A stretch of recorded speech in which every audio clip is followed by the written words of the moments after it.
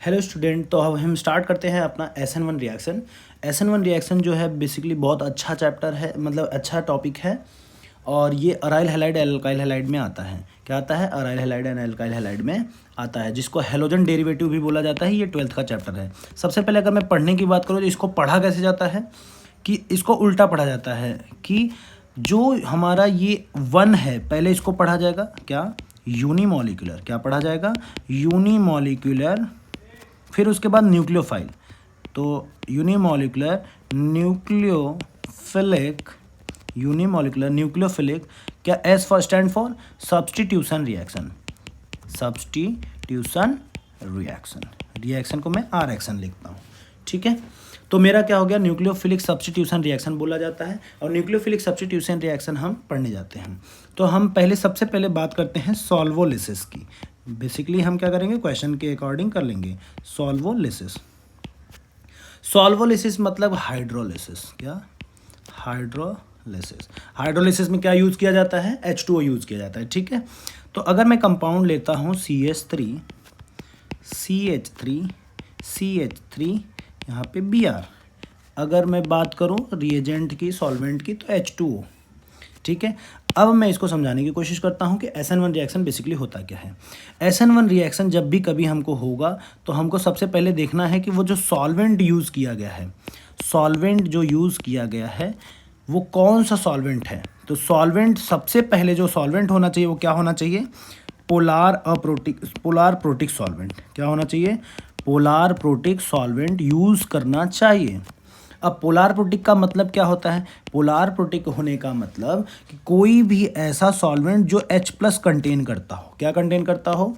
H+ contain करता हो, उसको क्या कहेंगे हम? पोलार प्रोटिक सॉल्वेंट कहेंगे। अगर एग्जाम्पल की बात करूँ तो H2O क्या है? एक पोलार प्रोटिक सॉल्वेंट है। इथेनॉल क्या है? एक पोलार प्रोटिक सॉल्वेंट है। कोई भी एसिड क्या है? एक पोलार प्रोटिक सॉल्वेंट है। ठीक है, तो हमारा बेसिकली क्या है? हमको इसमें पोलार प्रोटिक सॉल्वेंट होना चाहिए, सबसे पहला कंडीशन। और ये क्या होता है? अगर रूम टेम्परेचर पे होता है। क्या होता है? रूम टेम्परेचर पे। टेम्परेचर अगर नहीं दिया रहेगा तो रूम टेम्परेचर हमको देख के लेना है। ठीक है, ये रूम टेम्परेचर पे ही बेसिकली होता है। ठीक है, दूसरा यहाँ पे क्या होना चाहिए? लीविंग ग्रुप होना चाहिए। क्या होना चाहिए? लीविंग ग्रुप होना चाहिए कि हमारा सबस्ट्रेट जो दिया हुआ है, जो हमारा सबस्ट्रेट दिया हुआ है, सबस्ट्रेट के पास एक लीविंग ग्रुप होना चाहिए। सॉल्वेंट जो यूज़ किया गया है वो क्या होना चाहिए? पोलार प्रोटिक सॉल्वेंट होना चाहिए। और इसका जो भी सॉल्वेंट यूज़ किया जाता है, इसका जो भी सॉल्वेंट यूज़ किया जाता है, सॉल्वेंट ही न्यूक्लियोफाइल की तरह यूज़ किया जाता है। जो हमारा न्यूक्लियोफाइल यूज़ होगा वो सॉल्वेंट ही यूज़ होगा। ठीक है, इसका सॉल्वेंट ही न्यूक्लियोफाइल की तरह यूज़ किया जाता है।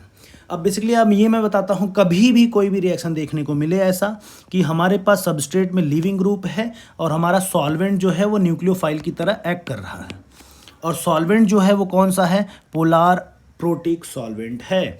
पोलार प्रोटिक सॉल्वेंट है, तो हमको जाहिर सी बात है वहाँ पे क्या कराना है? SN1 रिएक्शन कराना है। तो चलते हैं, देखते हैं रिएक्शन कैसे होता है। सबसे पहले मेरा जो रिएक्शन में क्या जाएगा? लीविंग ग्रुप जाएगा। ऐसा होने के बाद लीविंग ग्रुप जाता है।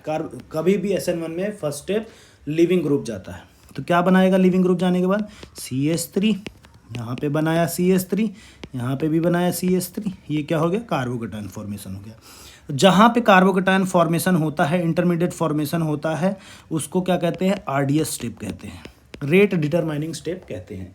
तो अगर मुझे क्या होगा? यहाँ पे कार्बोकेटायन फॉर्मेशन हुआ, अगर रीअरेंजमेंट पॉसिबल है, अगर रीअरेंजमेंट पॉसिबल है तो हम करेंगे।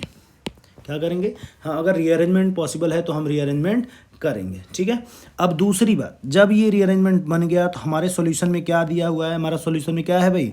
H2O है। क्या है? H2O। H2 के पास क्या है? लोन पेयर है। वो क्या कर सकता है? न्यूक्लियोफाइल की तरह अटैक कर सकता है। तो देखो, न्यूक्लियोफाइल की तरह अटैक किया। यहाँ पे क्या दे दिया? CH3। यहाँ पे दिया CH3। यहाँ पे क्या दे दिया? CH3। और मेरा क्या लग गया? HOH। बोलो, HOH लग गया। ये देखो positive charge.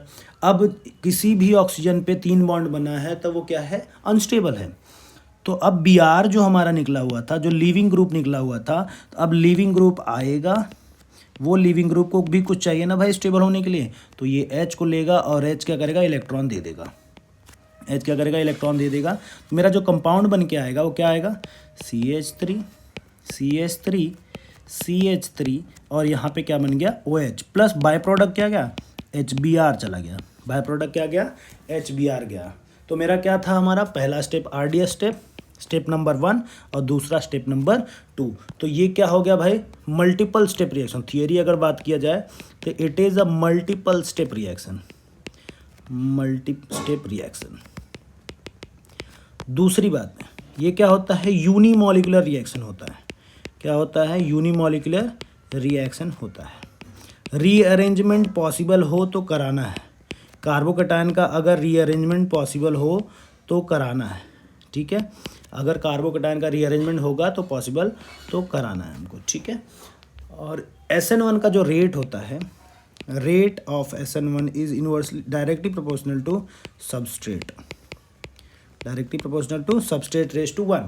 What does it mean by 1, कि इसका जो ऑर्डर होगा वो क्या होगा, 1 होगा। रिएक्शन का जो ऑर्डर है वो क्या है भाई, ऑर्डर नंबर 1 है, किसी को दिक्कत नहीं है। और ये क्या फॉर्म करेगा, 2 इनेंशियोमर फॉर्म करेगा, 2 इनेंशियोमर क्या करेगा, फॉर्म करेगा।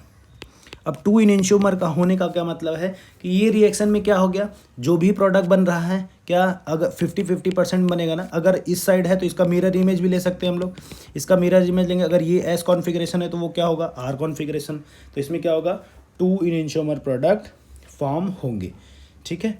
These are the reactions. दूसरा एक और पॉइंट इसमें लगा सकते हैं कि retention and inversion, retention and